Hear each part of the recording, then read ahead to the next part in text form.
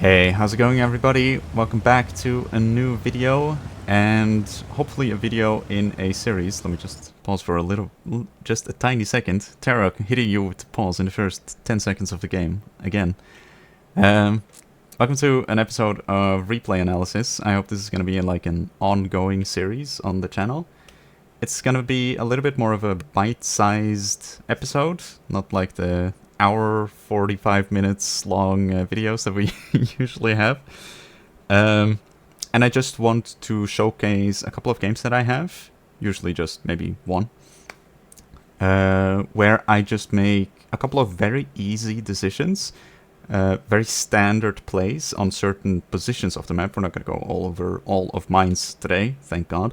We're just going to go over 1-2 line in this video here, pretty much. And yeah, the reason I'm making this is because sometimes I see some YouTubers talking about very big games that either they have themselves or they are showcasing replays from other people.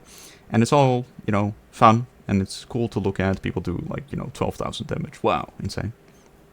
But I'm making this because I think it's important to showcase the decision making behind certain shots, certain moves, positioning, stuff like that, so that you can learn a little bit more from the games that you watch. So, yeah.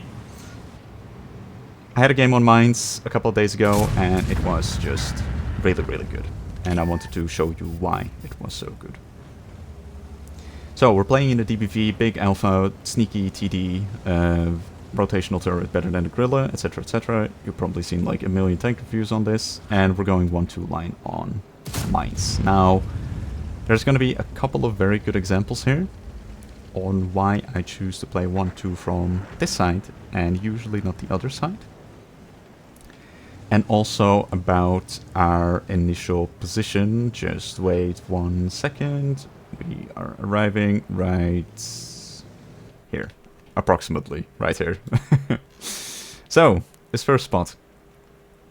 This is kind of where I start off. I have an EBR, I have a Tessec, I have lots of vision in front of me. Very, very comfy for tank destroyers, medium tanks. If you just want to snipe and be stealthy, this is ideal. And I like to start my games off here. Now, why exactly in this position and why not where this Gorilla is, for example? Now I like sitting here because I have a couple of rocks covering me from tank destroyers from the back over here. This rock provides hard cover from this very, very standard position that I'm sure you are familiar with, where the UDES is sitting. This position can be used to be very annoying for people that play this spot. And you can also peek out here a little bit further to get shots on the heavies playing on the hill. But that is only if this position isn't contested from my side of the map. Now, why do I like this? I like this because of this little bush line right here. There is a rock that is very, very popular, and you use it to peek out on the people playing hill. But sometimes people drive up and down this little slope, and you can get some free shots through these bushes, so you will not get spotted. You have to be a little bit careful about this tiny little gap in these bushes, because if people get close to the bushes over here, they will spot you through these. So that's why I'm positioning myself a little bit further to the left, so that I don't put my tank in that tiny little gap over there. I have an EBR in front, I have a Tessec behind, lots of vision, lots of safety. I don't have to be very concerned. I'm just waiting for the right opportunity here. There's a Vicus behind a rock. I try to expose myself a little bit more. My Tessec is like perfectly in the way, which is kind of funny. But you would see that the Gorilla in those bushes right there, he has also an opportunity to shoot the Vicus, but his angle is a little bit worse. Now here I make a little bit of a risky decision and a very long shot.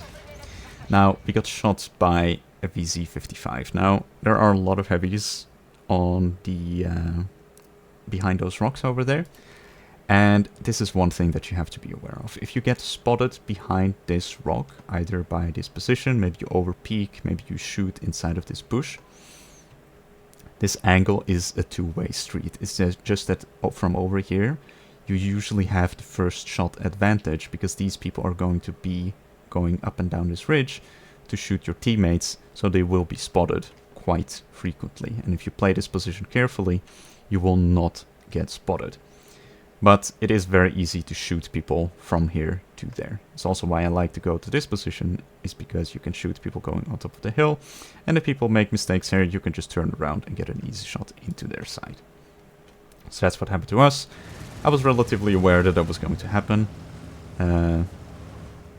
But I think, you know, since we have such high alpha damage, it's usually worth just trading, you know, like 825 HP. I'm not going to say no to that. So, my Tessa gets picked up by Artie. Absolutely insane. My Gorilla has lost a lot of its hit points. I'm not sure where that came from, but his position was quite exposed and easy to shoot from the tank destroyers here as well. They can shoot between these rocks here sometimes. VZ gets spotted, probably by some heavies or something in the middle, or maybe my EBR is like CBS spotting or whatever. You give him a shot in return. My Artie picks up the STRV, so I'm still feeling quite okay here.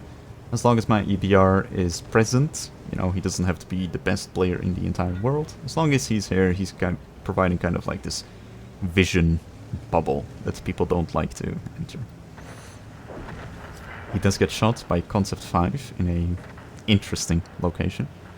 And I'm just going back to my standard position. I'm making sure that the rock is in between me and the UDES, because 9 times out of 10 people, he's just going to be sitting there, I think. My EBR drives way too far forward. UDES, again, we're quite sure that he's just sitting in this bush. This bush is very, very comfortable, so people don't move away from it quite often. So my EBR could have just sat here and provided very nice vision. This bush here is a little bit too far forward, in my opinion. Maybe you can rush here in the early beginning of the game, but when every position has been developed, I would not just going this far forward over here. So he gets picked up. You see my instant reaction here, because now that my scout is dead, my Gorilla is a one-shot. He fired, he might die, maybe? No, he just went for a blind shot. I kind of hesitate here, because I'm giving up quite a strong position. But I'm the kind of guy who always wants to have a way to escape. I sometimes see people sitting behind this rock here, or maybe this little dip around the corner. But I feel that you can stay there, and you can contest people playing the middle, which is, you know, a fine thing to do. It's just that I always like to be able to run away, especially when I'm playing a paper tank, like the DBV, for example. I don't wish to be stuck here and just constantly get, you know, spotted around a corner, get RT'd, stuff like that. I'd like to have less of an opportunity to contest, but still a very safe location where I don't just die instantly. So I'm just holding an angle, and you'll see that I'm fixing my eyes on a very specific position right here. So this bush is very popular, and it has a different kind of like well, this rock in the middle is kind of like a marker of how far you can push for the other flank. I'll get a little bit more into that in a minute. But also, if there is a very common bush and you want to blind fire it, always shoot the closest possible into the hard cover, because people are always exposing themselves the least, so they just peek around the cover very slightly. I have a Centurion that pushes up. Always be aware from when your allies are pushing, because that is the most likely point in time when targets in front of you will be spotted. So this Centurion here did a phenomenal job outspotting the Concept 5. We were aware, the Gorilla and the SCRV behind me were also aware, just because that bush is so incredibly common when people from south side decide to push further forward. My Centurion takes a peek around the rock. He's also proxy spotting behind the rock. So I know that the UDES hasn't pushed up to him. He's peeking around, so I know that the UDES isn't anywhere near. Maybe he's still sitting in the bush. and I'm just kind of like resetting my position here. Now instead of an EBR, I have a Centurion with me, so I'll have a little bit more holding power, and if we get contested, I'm pretty sure that we can hold the position together. Now I would just like to take a very short moment to explain why I like playing 1-2 from the north side, but not so much from the south side. It's usually because if you drive over here to where the UDES is, into this position here, you can contest this, so, you know, fine, you maybe spot some people, your TDs can maybe shoot or whatever, maybe you get a free shot of damage, it's all fine and dandy. But if you push further forward here, you get into this location, and it's another location where you can get in here quite easily, but escaping is not so easy. And if you want to progress even further, like the Concept 5 here did, you can drive to this rock. Now, this is as far as you go from the southern side. And I constantly see people that... I do like tomato training for newer players and stuff like that. And I constantly see people going here with a lot of optimism in their eyes, thinking that they have this location, and that their next step is to push down this slope into the enemy base to make like a flanking play or outspot some TDs. This is not what you want to do in the mid or early game from south side. Because if you get spotted here in this bush, this will happen to you. And there is no good location here where you can aggressively push to. Because if you push behind this rock, people can shoot you for free from here. And pushing all the way over here is completely unrealistic. I would not recommend it. So the only times that you're going to be pushing down here is usually in the end game, when the game is already over and, you know, you don't really have to win it for your team anymore.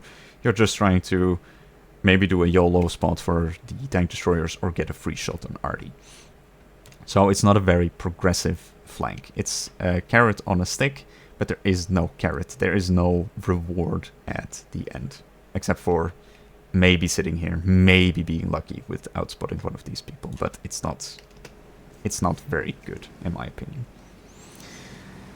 So, the northern side is quite the opposite. You have a lot of progressive decisions that you can make that can help you end the game and give you quite a lot of free damage as well. And I'll be showcasing this, and this is why we're looking at this replay. I'll be showcasing this in just a minute right here.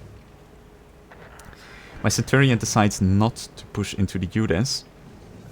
He's very fast, he's very flexible, he's probably going hill since we have hill control right now. But I just want to try my chances and sit a little bit in this bush. And I do in fact outspot the UDES. DBV has quite good camo, so I'm feeling quite confident. I shoot for his track. Don't get a fuel fire, unfortunately. Fuel tank of the UDES is in the frontal lower plate, so unfortunate. My Grilla gets picked up by the STRV. Artie shoots me, I get spotted. There's nobody behind a rock on my left, so I don't take damage. And this guy doesn't reposition over here, which is a very, very big mistake from him. So, we just punish him. He's a one-shot. My Centurion comes back, picks up a massive kill. I ping him. Thank you. He says affirmative. Love when that happens. So satisfying.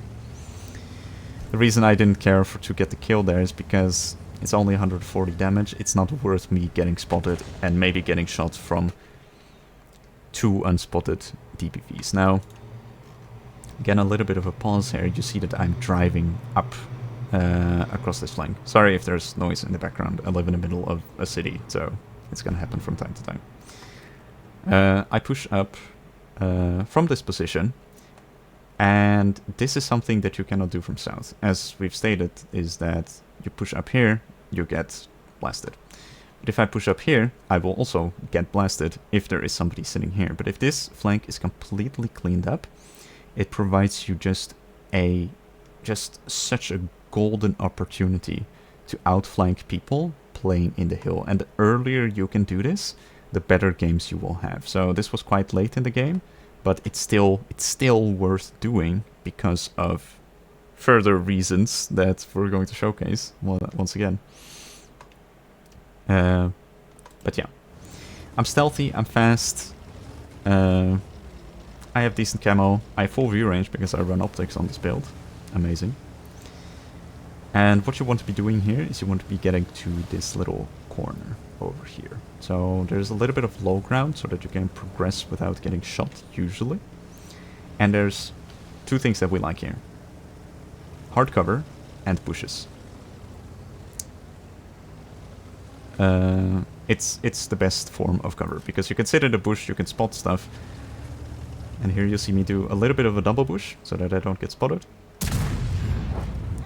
Shoot through the foliage, go behind the hard cover, rinse and repeat. Just amazing. He fires. I know that he's reloading now. And I'm just crossing my fingers that I will be able to get the shot off in time. And I get it. Should maybe put a one gun rammer on my tank. Oh, yeah, I forgot what I was going to say. So, when I was pushing here, both DBVs were unspotted. When you're trying to make aggressive plays, or plays in general, going into certain forward locations, when people aren't spotted, you have to kind of imagine where they are most likely to be. If everybody is spotted, let's say that all of the enemy team is spotted on the northern area, I can just drive wherever I want here, because there is nobody to shoot me, there's nobody to spot me, I can just do whatever.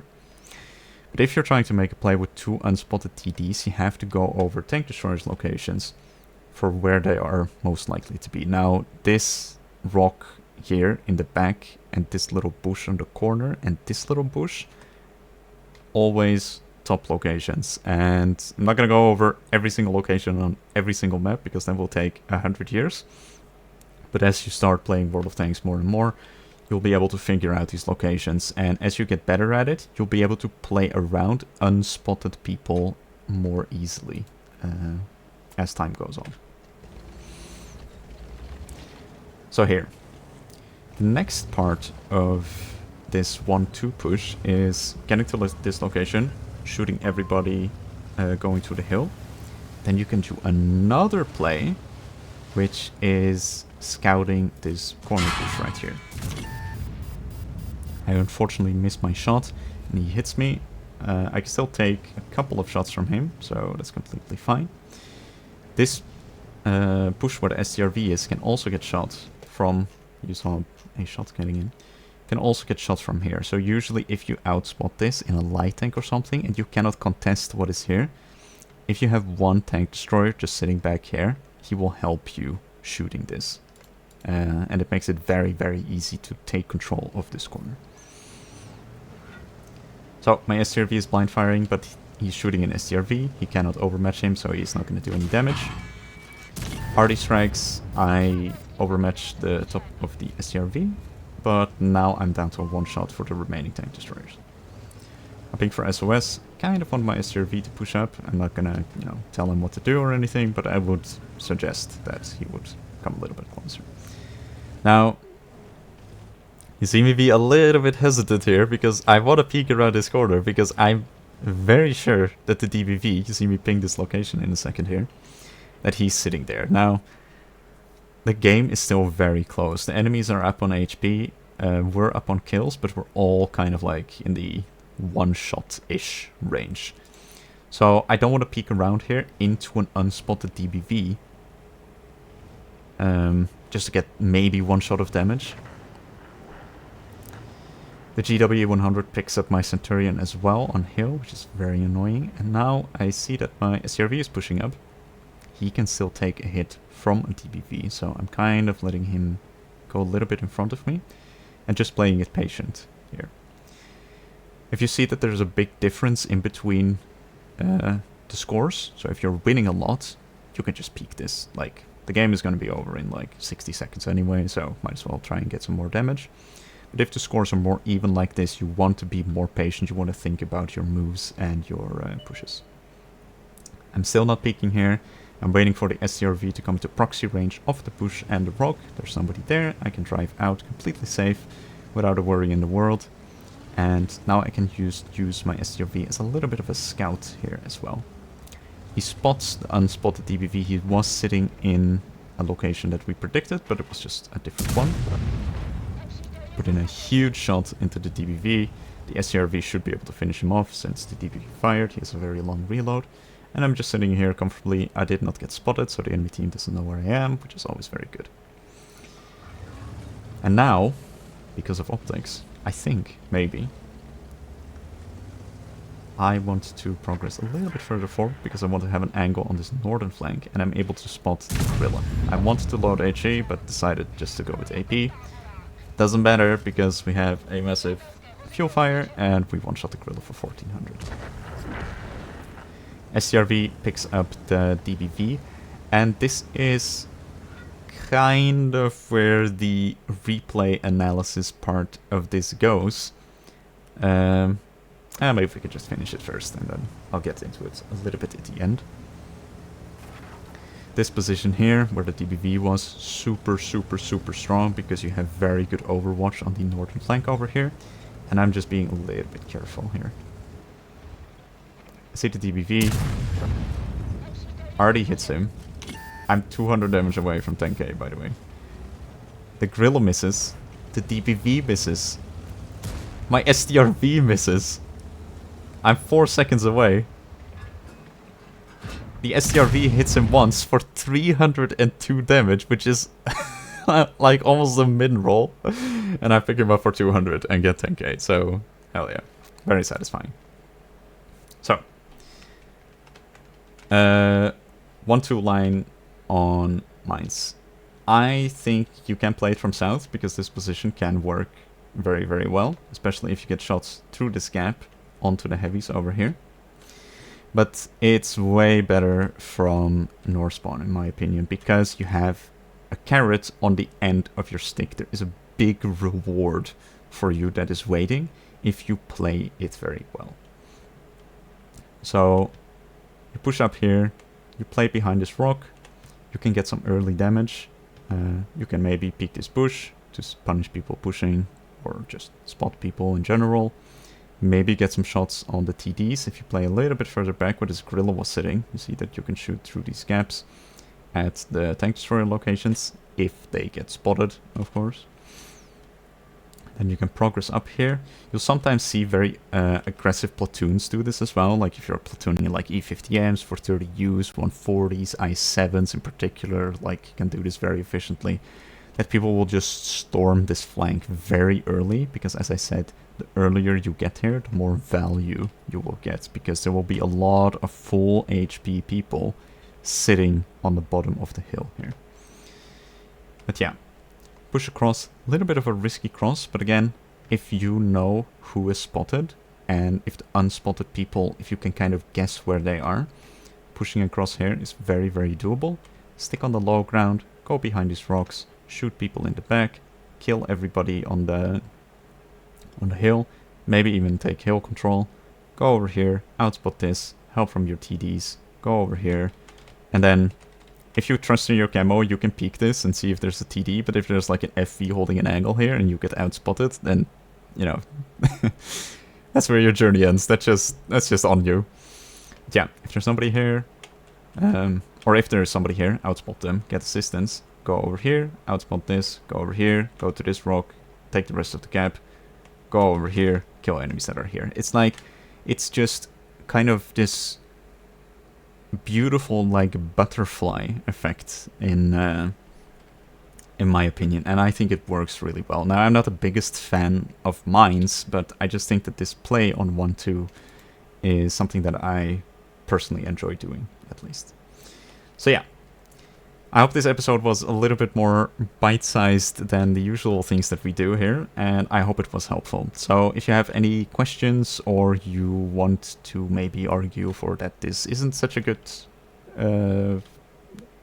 chain of decision-making, then please let me know. Do like and subscribe, and I'll catch you in the next one. Peace.